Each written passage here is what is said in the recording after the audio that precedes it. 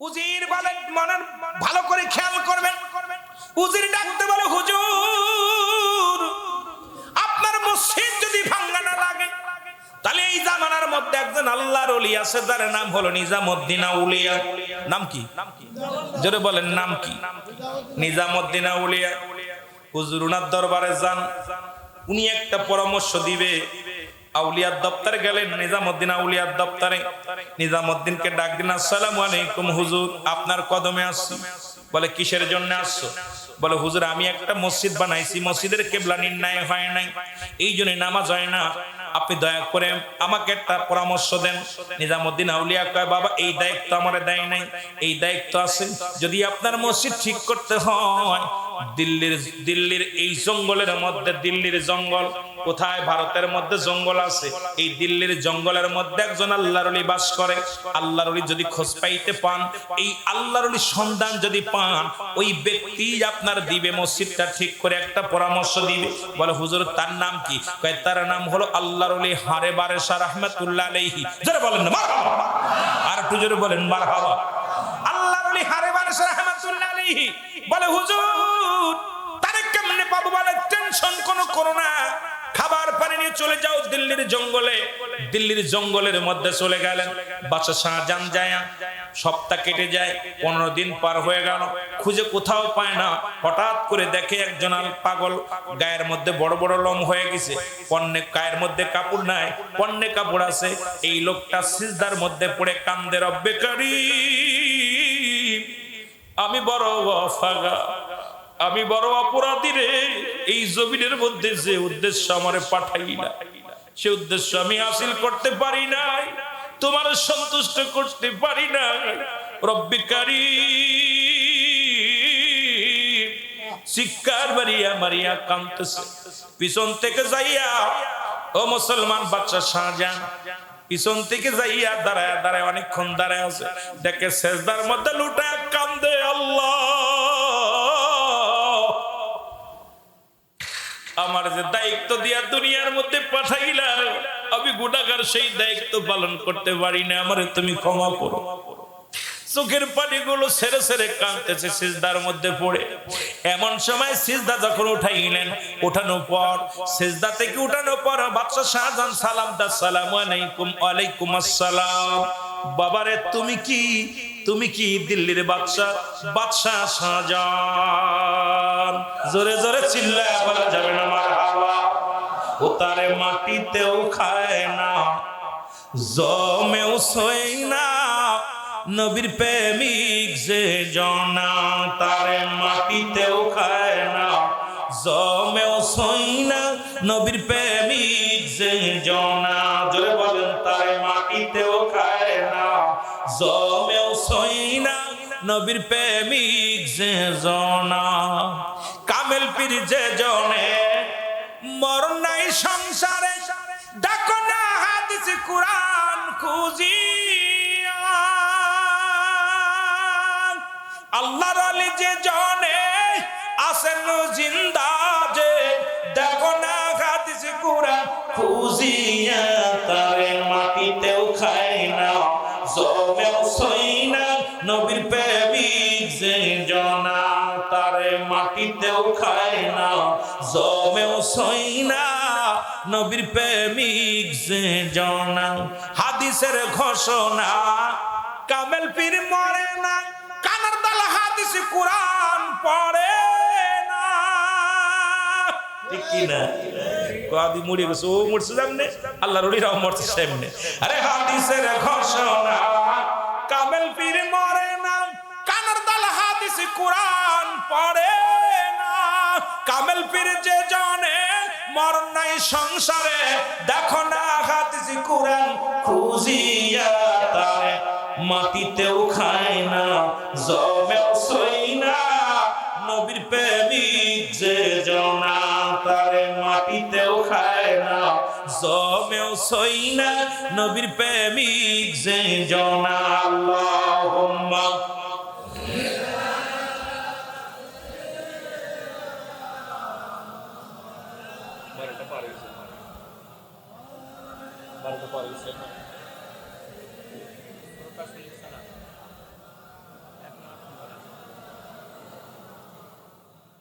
মাদাল্লাহুম্মা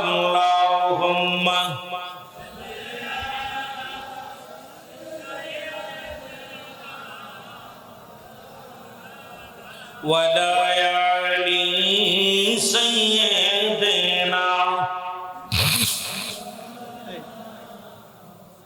এ ভাইরা আমার, বন্ধুরা আমার, গভীর মনোযোগ।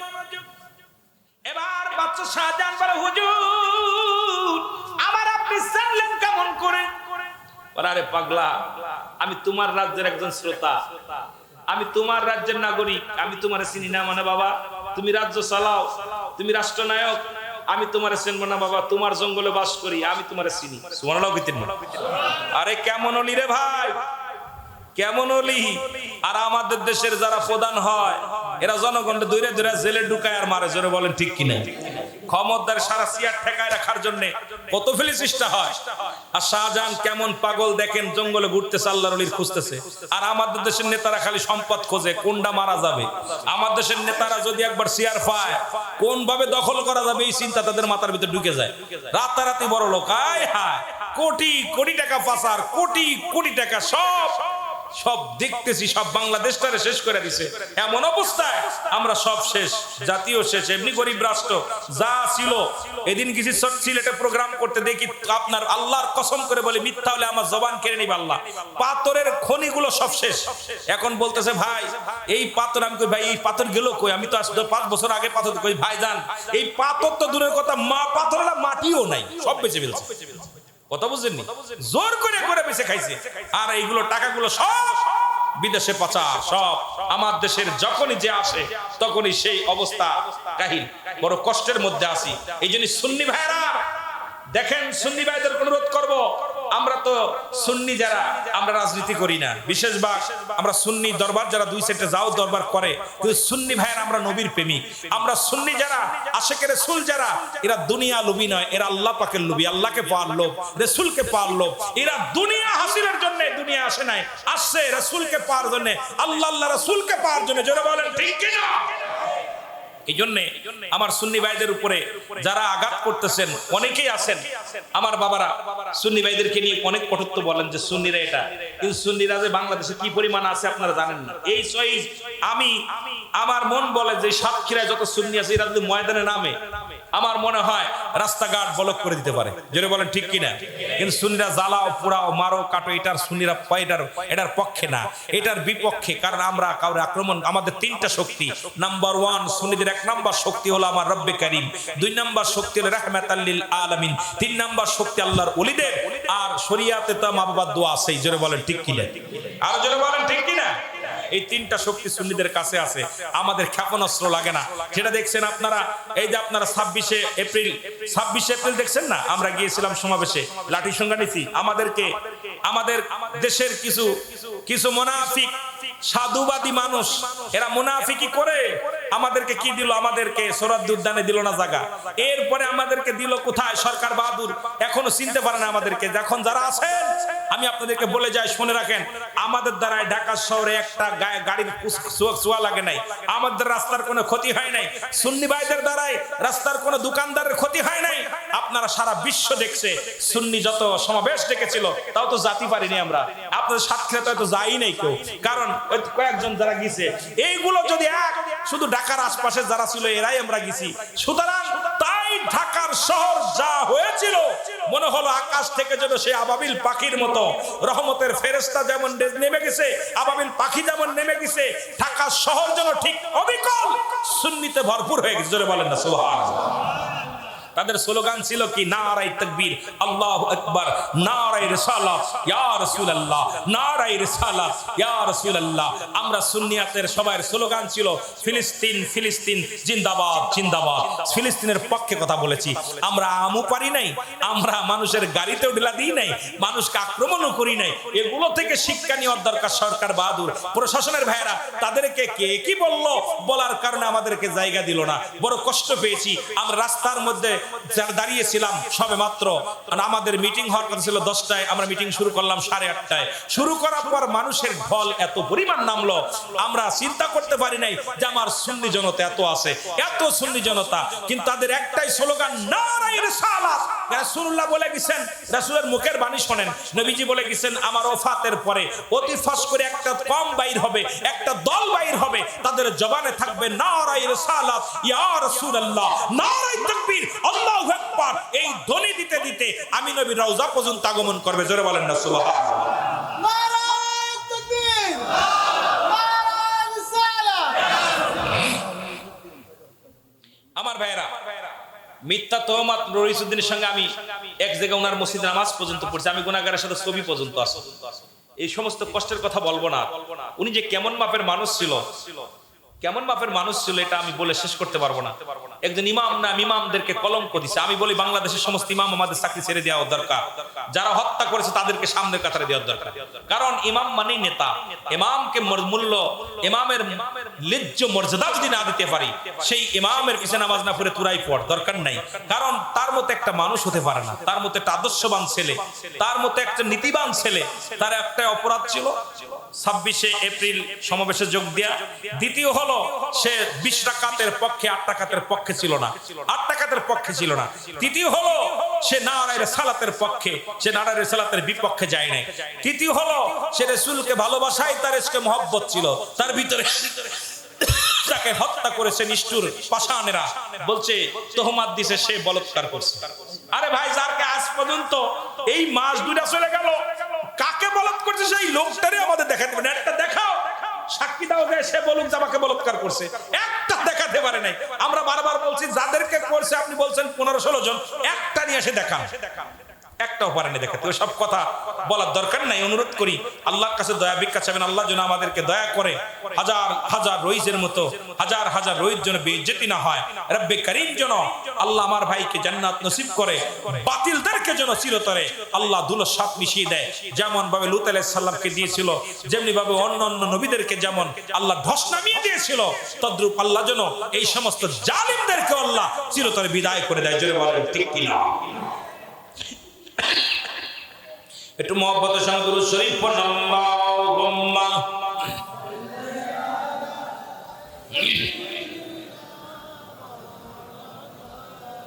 ওয়া লা আলি সাইয়্যিদিনা।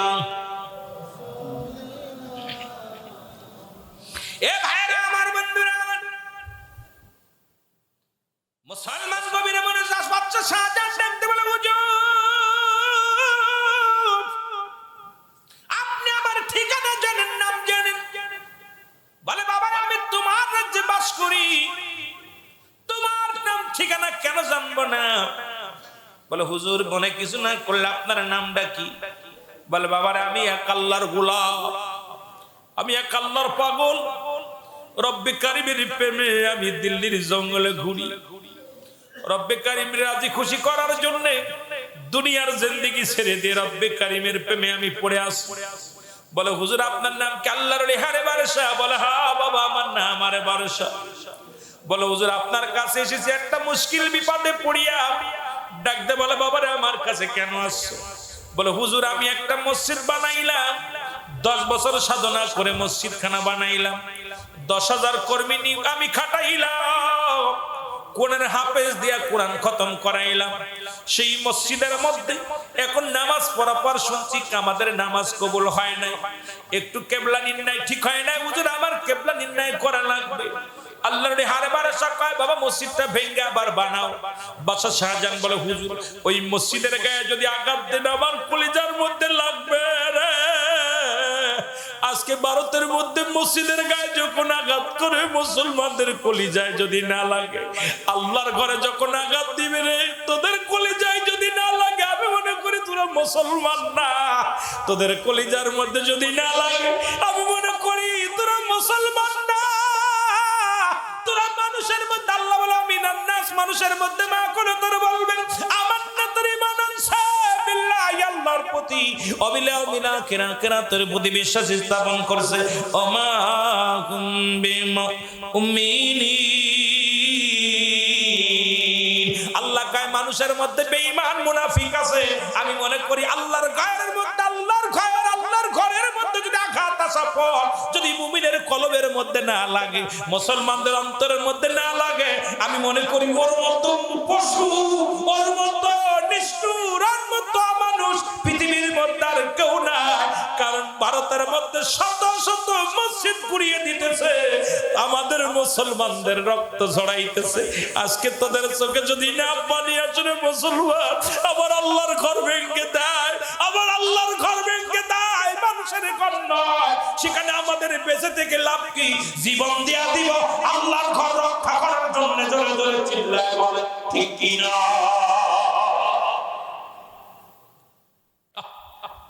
বাচ্চা শাহজাহান বলতেছে ওই ইটটার একটা আঘাত করলে আমার কলিজার মধ্যে লাগবে।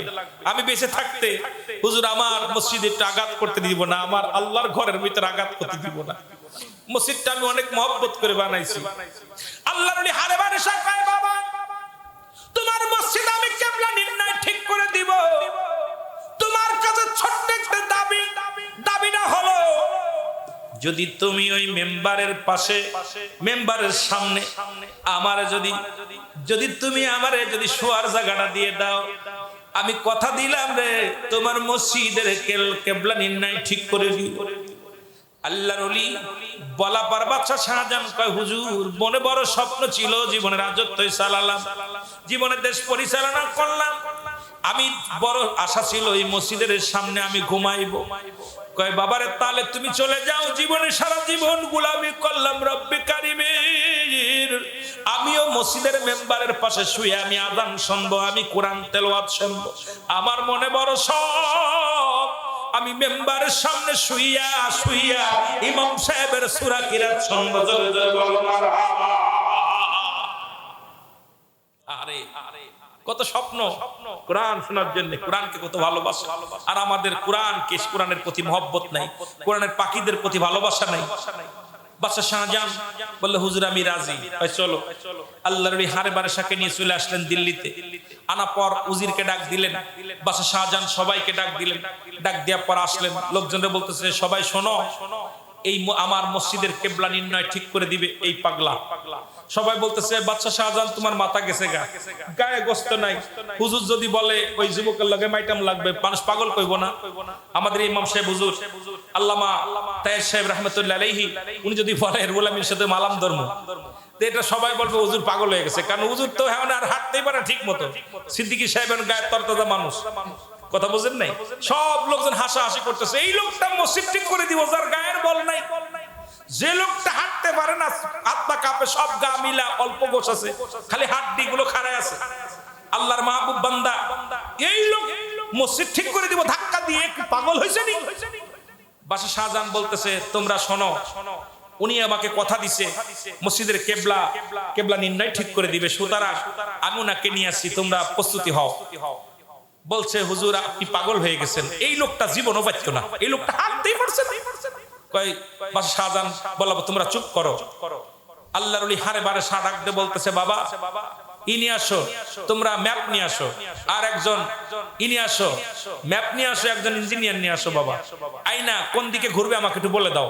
ম্যাপ নিয়ে আইছে, আনার পর ইঞ্জিনিয়ার আইছে, ইঞ্জিনিয়ার এসে বলে হুজুর এইভাবে ঘুরবে। কয় বাবা কেবলার দিক। উনি মসজিদের গায়ে হাতটা লাগায় দিছে। আল্লাহর ওলির ক্ষমতা কি দেখেন। আল্লাহর ওলি খাজা খানজান আলী সাহেব, আপনারা খাজা আপনার জানেন অসংখ্য আল্লাহর ওলিরা ঘুরায় চলাফেরা করেছে মাটি দেওয়ালে। আপনার মরহুম সাদিকুর রহমান সাহেব আমাদের মাগুরার, উনি মাটি দেওয়ালের মধ্যে বইয়া সিলেটে চলে গেছে। আমার বাবারা এই পৃথিবীর মধ্যে আপনার খাজা ফখরুল সাহেব, উনি আমার ফখরুল আলম সাহেব, উনি কি করতে জানেন, উনি উনার বাগের পিঠে চলে গেছে। এইরকম অসংখ্য আল্লাহর ওলিরা, জাইনামাজ শাহজালাল ইয়ামানি জাইনামাজে পার হয়েছে, পানি পার হয়েছে। এইরকম অসংখ্য আল্লাহর ওলিরা যাদের কথা বলতে গেলে, অসংখ্য ওলিদের জীবনী বলতে গেলে তাদের তো বলা এই জায়গা বসে আছে, ওরা মিনিটের ভিতরে কোথায় চলে গেছে। রব্বে কারিম এই ক্ষমতাই পাওয়ার দিছে, জোরে বলেন মারহাবা। এবার খাজা আল্লাহর ওলি হারে বারাসা রাহমাতুল্লাহ আলাইহি মসজিদের গায়ে হাত লাগায় বলতেছে রব্বে কারিম মসজিদও তোমার, আমিও তোমার। দেখছেন নি, তুমিও আল্লাহ, মসজিদটাও তোমার, আমিও তোমার। আল্লাহ বড় স্বপ্ন, সারা জীবন তোমার গোলামি করলাম, তোমার কাছে কিচ্ছু চাই নাই। সর্বশেষ বেলা আমি ঘুমাইবো, আমার ঘুমের সময় এসে গেছে। এখন ঘুমানোর জন্য আমি আরামে ঘুমাইতে চাই, কোরআন শরীফ শুনতে চাই, আমি আজান শুনতে চাই মসজিদের। এই স্বপ্ন নিয়ে মসজিদের সামনে আমি ঘুমাইবো। তুমি দয়া করে মসজিদটা কেবলা নির্ণয় করে দাও। মসজিদে হাত দিয়া যখন ধরছে, সঙ্গে সঙ্গে দিল্লির জুমা মসজিদটা একা একা ঘুরে গেছে। জোরে বলেন না সুবহানাল্লাহ। আর একটু জোরে বলেন। যদি কোনো ব্যক্তি যান দিল্লির জুমা মসজিদ, ওখানে একটা পাশে একটা কাঁঠাল গাছ লাগানো ছিল, এটা ভেঙে পড়ে এক পাশের একটা মিনার ভেঙে গেছে, এক পাশে সামনে একটা পিলার ভেঙে গেছে। ওই মসজিদের ভিতরে দাঁড়াইলে দেখা যায় মনে হয় চারিপাশে মনে হয় মানুষ। দাঁড়াবেন, নামাজ দাঁড়ালে মনে হয় পাশেও মানুষ, সামনেও মানুষ। কেন যেন একটা কেমন একটা ভাব লাগে ভিতরে, সামনে মনে হয় লোক আছে, মনে হয় যে লোক আছে, এরকম একটা ভাব আসে। আপনি একা একা দাঁড়ায় দেখবেন, নামাজ পড়া পর 2 রাকাত নামাজ পড়তে দাঁড়াবেন, মনে হয় যে পাশে মনে হয় লোক আছে আরো। এই দিল্লির জুমা মসজিদের সামনে আল্লাহর ওলি সাড়ে হারে বারেসা শুয়ে আছে। আমার ভাইরা, সুতরাং পৃথিবীর মধ্যে আল্লাহর ওলিদের এত ক্ষমতা, এত পাওয়ার, যারা হাত মুবারক দিয়া মসজিদের কিবলা নির্ণয় ঠিক করে দিতে পারে। আল্লাহর ওলিদের এত পাওয়ার, যেখানে আপনার টাইটানিক জাহাজ ডুবে যায় আমাদের বাংলাদেশে, আপনার আরিসা ঘাটে আপনার এই বছর কি ফেরি ডুবছে, কিন্তু শাহজালাল ইয়ামেনি 360 জন আউলিয়া নিয়ে সুরমা নদী পার হইছে। জোরে বলেন না সুবহানাল্লাহ। আর একটু জোরে বলেন। আরো আল্লাহর ওলিদের বিষয় উস্তাদুল আলেম আল্লামা আবু তাহের সাহেব রাহমাতুল্লাহ আলাইহি উনি বলতে পারবে, কারণ উনারা মুরব্বী মানুষ। ওলি আল্লাহদের জীবনী নিয়ে, ওলি আল্লাহদের মান বললেই আমার দেশের কিছু ভাইরা কষ্ট পায়। জোরে বলেন ঠিক কি না? কিন্তু তাদের ভাবা উচিত, ইলিশ ইসলাম পাইলাম কাদের জন্য? যারা দেশে গরু জবাই করা নিষিদ্ধ ছিল, যে দেশে বাবুদের বাড়ির সামনে দিয়ে যাওয়া যেত না, যে দেশে জুতা স্যান্ডেল পাই দিয়ে বাবুদের বাড়িতে যাওয়া যেত না, বাড়ির সামনে দিয়ে যাওয়া যেত না, ঠিক সেই একটা দেশ বাংলাদেশ। সেই বাংলাদেশে অসংখ্য আল্লাহর ওলিরা আছেন, যাদের মাধ্যমে আমরা ইসলাম পেয়েছি। ইতিহাস যারা পড়েছেন, ইতিহাস থেকে আমরা পাই বাংলাদেশ ইসলাম আনছে আল্লাহর ওলিরা। জোরে বলেন মারহাবা। আর একটু জোরে বলেন মারহাবা। একটু মহব্বতের সঙ্গে দুরূদ শরীফ পড়েন। আল্লাহুম্মা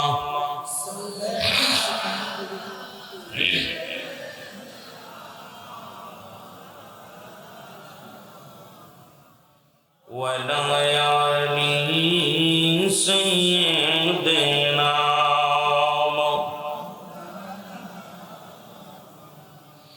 এ দুনিয়ার মুসলমান, রব্বুল আলামিন রিয়াজুল জান্নাহ, বেহেশতের বাগানে আসার মতো, বসার মতো সুযোগ দান করলো।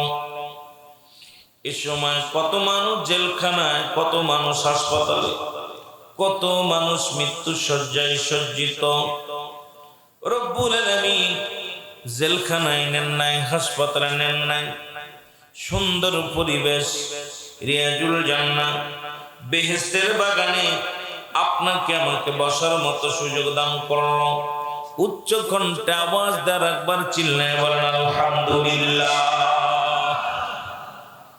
এ দুনিয়ার মুসলমান গভীর মনোযোগ। এই ময়দানের দিকে বান্দা যখন ছুটে আসে, যখন বাড়ি থেকে রওনা দিছে, প্রতিটা কদমে কদমে আমার আল্লাহ রাব্বুল আলামিন সগীরা গুনাহগুলো মাফ করে দিয়েছে। জোরে বলেন মারহাবা। কি গুনাহ? সগীরা গুনাহ, ছোট ছোট গুনাহ জীবন ভরে যারা করেছেন, ছোট্ট গুনাহ করেছেন, রব্বুল আলামিন আপনার আমার জীবনের সমস্ত সগীরা গুনাহগুলো মাফ করে দিয়েছে। জোরে বলেন মারহাবা। মহব্বতের সঙ্গে দুরূদ শরীফ পড়ুন। আল্লাহুম্মা। আপনাকে বললাম যে আপনি এইগুলো বক্সগুলো বন্ধ করে দেন, বন্ধ করে দেন না, গলাটা না তো ভাই। মাওলানা মুহাম্মদ আল্লাহুম্মা। বক্সে গজল গাইতে, নাচ গাইতে ভালো, ওয়াজ করতে ভালো না। জোরে করে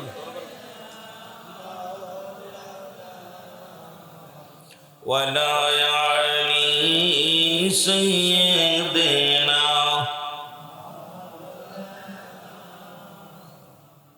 এ দুনিয়ার মুসলমান গভীর মনোযোগ। আমরা শুধু সগীরা গুনাহ করি নাই গো, পদে পদে করছি কবিরা গুনাহ। নামাজ ছেড়ে দিয়া কবিরা গুনাহ। কি গুনাহ? জোরে বলেন কি গুনাহ? নামাজ ছেড়ে দিয়ে কবিরা গুনাহ, মিথ্যা বলা কবিরা গুনাহ, বেগানা নারীর সঙ্গে দেখা দিয়া কবিরা গুনাহ, বেগানা পুরুষের সঙ্গে দেখা দিয়া কবিরা গুনাহ। হাজার হাজার গুনাহ করলাম, এই গুনাহগুলো মাফের দরকার আছে কি না? জোরে বলেন আছে। গুনাহ মাফের দরকার কার কার আছে একটু হাত তোলেন। দরকার নাই? আপনাকে দরকার নাই, তাহলে গুনাহ মাফের দরকার নেই। গুনাহগুলো যত দুনিয়ার মধ্যে কত গুনাহ করলাম। আমার দেশে এক মন্ত্রী আছে, বলছে আমি কোনো গুনাহ টুনাহ করি নাই। কিছুদিন আগে, যদিও আমি সমালোচনা করে আলোচনা করি না, কারো বিরোধিতা করি না, এটা আমার অভ্যাস না। কারণ আমি কাউকে গিবাত করে সমালোচনা করে আলোচনা করা ছোট্টবেলা থেকে আমার অভ্যাস না। এই মন্ত্রী বললেন আমার কোনো পাপ নাই, দোয়া করতে বলছে, আমার দোয়া করা লাগবে না, আমি কোনো পাপ করি নাই, গুনাহ করি নাই। চিন্তা করছেন কত বড় নিকৃষ্ট মানুষ, কত নিম্ন কাতারের মানুষ, উনি গুনাহ করেন। গুনাহগুলো করলাম মুসলমান বাবারা,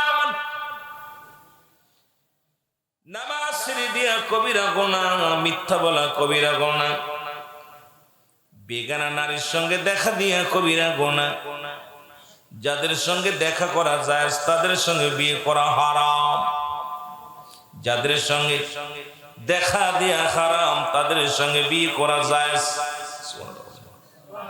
এক কথায় বুঝে নিয়ে, এখন এই ওয়াজ যদি করি বাংলাদেশে অনেক আলেমরা ধরা পড়ে যায়, অনেক নেতারা ধরা পড়ে যায়, যারা তরিকাতের পিছে লাগে, যারা সুন্নিয়াতের পিছে লাগে, তারা কি একবার গবেষণা করে দেখছেনি তারা কিন্তু পাপের মধ্যে আছে? যারা বলেন ঠিক কিনা? একভাবে রাখবেন মাইকটা, দয়া করে একভাবে রাখবেন, আওয়াজটা কানে এরকম দরকার নেই, আওয়াজটার জন্য জনগণ শুনতে পারে। আওয়াজ অনেক সুন্দর হচ্ছে বাইরে, এই আওয়াজটা এরা বন্ধ করে, ঢপ ঢপ করে আওয়াজ আসলে মাইক ওয়াজ করে মজা পাবো না। যে কথা বলতেছিলাম দরদি বন্ধুরা শোনো, আল্লামা কুতুবী রাহমাতুল্লাহ বয়ান করে দুনিয়ার মানুষ আকাশ থেকে জমিন পর্যন্ত যত খালি জায়গা আছে, গুনাহ করতে করতে গুনার বোঝা এত পরিমাণ গুনাহ করেছে। বান্দা যখন গুনার কথা মনে করিয়া কোথাও রিয়াজুল জান্নাহ বেহেশতের বাগানের সংবাদ শুনতে পায়, রিয়াজুল জান্নাহ বেহেশতের বাগান খানা আঁকড়ে ধরে খাস তওবা করে আল্লাহ বলে ডাক দেয়। কবরের ভয়ে, জাহান্নামের ভয়ে রে বান্দা যখন চোখের পানিগুলো ছেড়ে দেয়, রব্বে কারীম বান্দার জীবনের সমস্ত গুনাহগুলো মাফ করে দেয়। যারা বলুন আমিন। এই যে একটা সুযোগ, আজকে 13ই মে মঙ্গলবার, আজকে মে মাসের, আজকে বৈশাখ মাসের 30শে বৈশাখ, উত্তম একটা জায়গা পেলাম, যেটা হলো আল্লাহর ঘর মসজিদ, ওপাশে রাসূলুল্লাহর ঘর মাদ্রাসা, মাঝখানে রিয়াজুল জান্নাহ বেহেশতের বাগান। ইমানদারের জন্য উত্তম একটা জায়গা। সুবহানাল্লাহ বলেন না? আর একটু জোরে। কোন বান্দা যখন এই জান্নাতের বাগানের সংবাদ শুনে, ওই বান্দা কবরের কথা চিন্তা করে, মরার কথা চিন্তা করে, জাহান্নামের কথা ভয় অন্তরে ঢুকায়া বান্দা যখন খাস তওবা করবে আল্লাহ, কারণ কিয়ামত পর্যন্ত আর কোন নবী আসবে না, কিয়ামত পর্যন্ত নবীদের দরজা বন্ধ, কিয়ামত পর্যন্ত তওবার দরজা খোলা। বান্দা যখন কবরের কথা চিন্তা করে খাস তওবা করে আল্লাহ বলে ডাক দেয়, আল্লাহ রাব্বুল আলামিন বান্দার জীবনের সব গুনাহ মাফ করে দেয়। আরো জোরে বলেন না? খুশি হন না আপনারা? যারা এসেছেন তাদের লাভ না লস? আসার কারণে সগীরা গুনাহ মাফ, প্রতিটা কদমে কদমে গুনাহ মাফ হচ্ছে। এখন এখানে বসে আখেরি মোনাজাতে শরীক হবেন, আখেরি মোনাজাতের আগে খাস তওবা করবেন। মানুষের দুইটা সময় মরণ হয়, রাত্রে হয় বেলা, না হয় দিনের বেলা। কয়টা টাইম? দুইটা টাইমে মরণ হয়। কয়টা টাইমে? জোরে বলেন কয় টাইম? এটা বলতে ভয় পাচ্ছেন আপনারা? সাতক্ষীরার মানুষ তো চালাক মানুষ হওয়ার কথা, জ্ঞানী মানুষ। সাতক্ষীরার মানুষগুলো জ্ঞানী মানুষ, কারণ এই দেশে অসংখ্য ওলামা ইকরাম, অসংখ্য আলেম ওলামা। আমি যেটা বলতেছিলাম, মানুষের মৃত্যু হয় কয়টা টাইমে? জোরে বলেন কয় টাইম? হয় রাতে, না হয় দিনে এখন এই দুইটা টাইম বলছি না, কেউ চিন্তা করছে আসরের সময় মরে, মাগরিবের সময় মরে, জোহরের সময় মরে, হুজুর করলে দুইটা টাইম, তাহলে এগুলো গেল কই? হ্যাঁ দুইটা টাইম, একটা হলো রাত্রে না হয় দিনে। জোরে বলেন কয়টা টাইম? দুইটা টাইম, একটা হলো রাতের বেলা না হয় দিনের বেলা, দুইটা টাইম মানুষের মরণ হয়। এ দুনিয়ার মুসলমান শোনে নাও, দিন শুরু করেছিলাম মৃত্যুবরণ করি নাই রে, রাত শুরু করলাম এখনো পর্যন্ত মৃত্যুবরণ করি নাই, ফজরের নামাজ পর্যন্ত বেঁচে থাকবো কোনো গ্যারান্টি নেই। আসি যেটা বলেন আসি, যেহেতু কিয়ামত পর্যন্ত নবী আইতো না, কিয়ামত পর্যন্ত নবীদের দরজা বন্ধ, তবার দরজা খোলা। যেহেতু রাত্র হয়ে গেছে, কত মানুষ রাতের অন্ধকারে মারা যায়, কত মানুষ রাত্রে ঘুমাইছে আর সকাল উঠতে পারে নাই। এর পৃথিবীর মধ্যে আসার একটা সিরিয়াল আছে, যার কোনো সিরিয়াল নাই। দেখা যায় বাবা জিন্দা, সন্তান দুনিয়ার মধ্যে নাই, দাদা জিন্দা, নাতি দুনিয়ার মধ্যে নাই। কি কখন চলে যায় বলতে পারি না, কেউ বলার সম্ভব নাই। যেহেতু দিন শুরু করেছি মৃত্যুবরণ করি না, রাত্র শুরু করেছি মৃত্যুবরণ হবে, এর মধ্যে কোনো সন্দেহ নাই।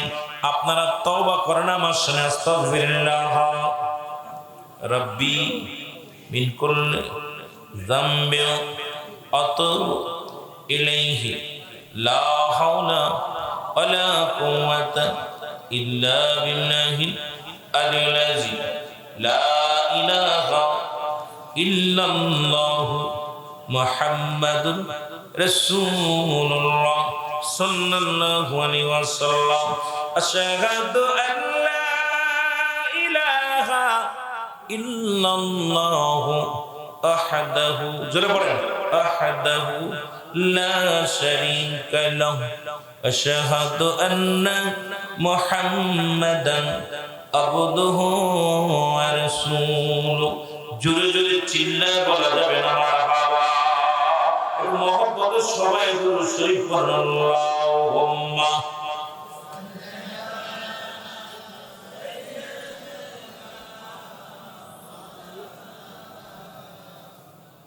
وعلى آل سيدنا।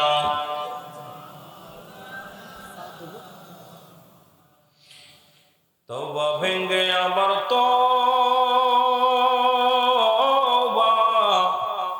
করেছি, তওবা ভেঙে আবার তওবা আল্লাহ করেছি, মাফ করে দেন মাবুদ মাওলা ইলাহি, মাফ করে দেন মাবুদ মাওলা ইলাহি। তুমি যদি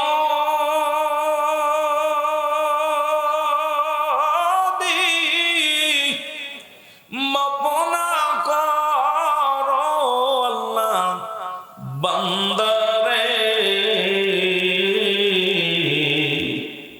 তোমার বান্দা যাবে গো মাওলা কার কাছে।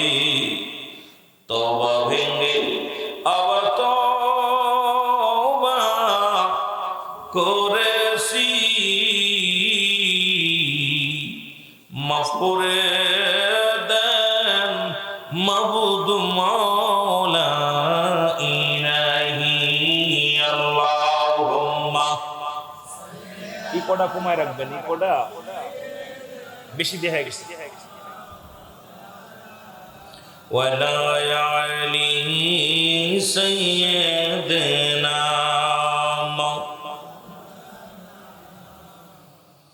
এ দুনিয়ার মুসলমান,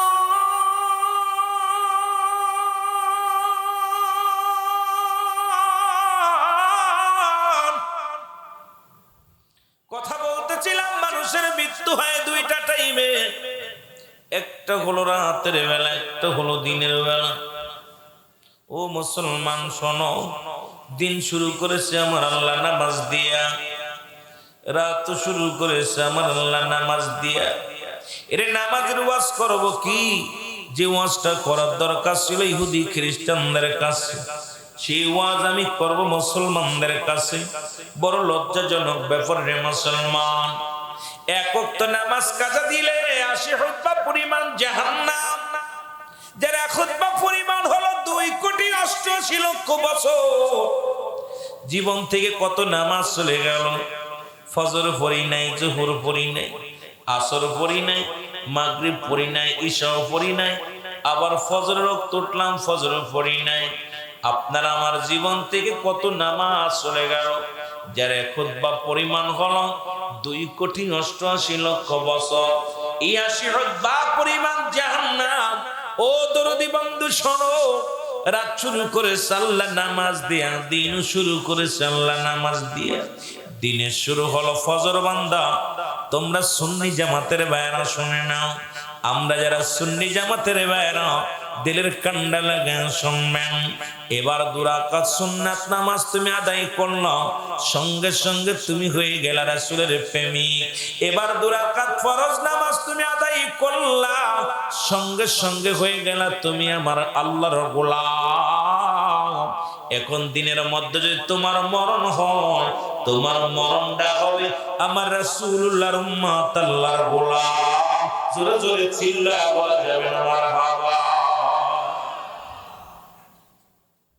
এখন যারা ফজর পড়ে নাই, জোহর পড়ে নাই, আসর পড়ে নাই, যদি আমি মুসলমান, নামাজ কাফের এবং মুসলমানদের মধ্যে পার্থক্য হলো নামাজ, ঠিক কি না?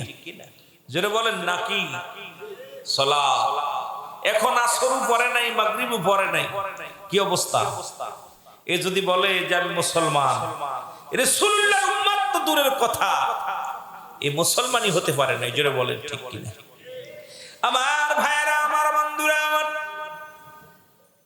রাত্রি বেলা দিনের বেলা মৃত্যু হয় নাই, রাতে মৃত্যু হবে, এর মধ্যে কোনো সন্দেহ নাই। রাতের শুরু হলো মুসলমান মাগরিব। বান্দারে 3 রাকাত ফরজ নামাজ তুমি আদায় করলা, সঙ্গে সঙ্গে তুমি হয়ে গেলে আমার আল্লাহর গোলাম। 2 রাকাত সুন্নাত নামাজ তুমি আদায় করলা, সঙ্গে সঙ্গে তুমি হয়ে গেলে আমার রাসূলের প্রেমিক। এখন তুমি নামাজ ফরজ পড়ো নাই, সুন্নাত পড়ো নাই, এই হালাতে যদি আমার আপনার মৃত্যু হয়, না হইলাম রাসূলের প্রেমিক, না হইলাম আল্লাহর গোলাম, আমার আপনার কি অবস্থা হবে একবার চিন্তা করে দেখার দরকার আছে কিনা। রাসূলকে ভালোবাসি, রাসূলের দ্বীনের পথে চললাম, রাসূল যে মতের উপরে ছিল সেই মতের উপরে চললাম।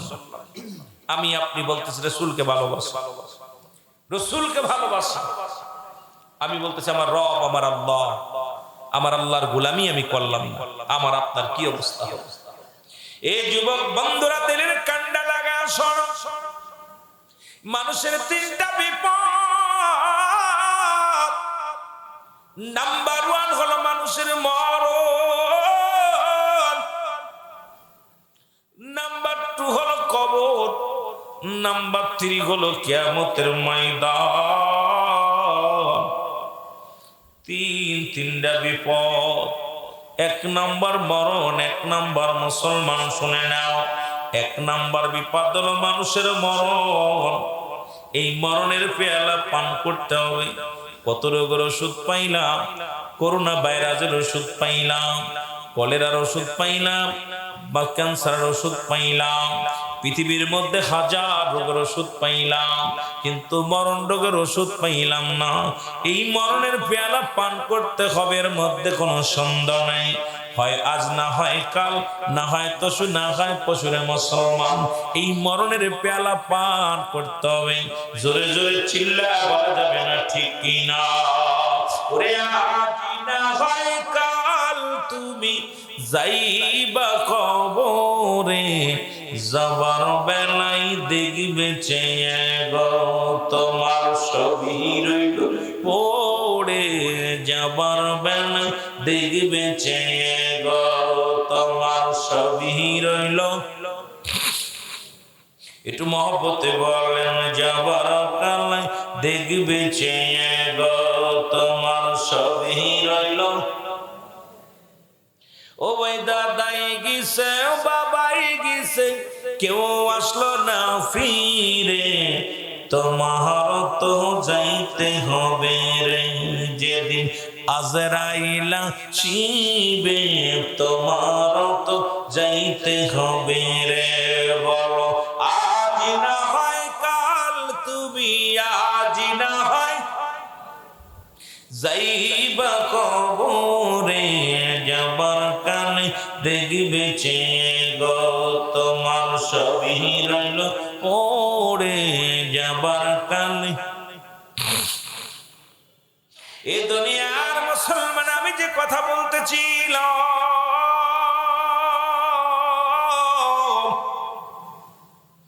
মানুষের তিনটা বিপদ, নাম্বার 1 হলো মানুষের মরণ। মরণ থেকে পালাবে কোথায়? পালানোর কোনো জায়গা নেই, মরণ থেকে বাঁচার কোনো উপায় নাই। আল্লামা মুফতি আমজাদ আলী সাহেব একটা কিতাব লেখতেন, কিতাবের নাম বারে শরিয়া। এই কিতাবের মাধ্যমে লিখতে যে বললেন, দুনিয়ার মানুষ যখন সাধারণ মৃত্যুবরণ করে, 70টা তাজা উটের গায়ের চামড়া জবাই না করিয়া উল্টো দিকে টান দিয়া লবণ আর মরিচ লাগায় দিলে যতটুকু যন্ত্রণা হয়,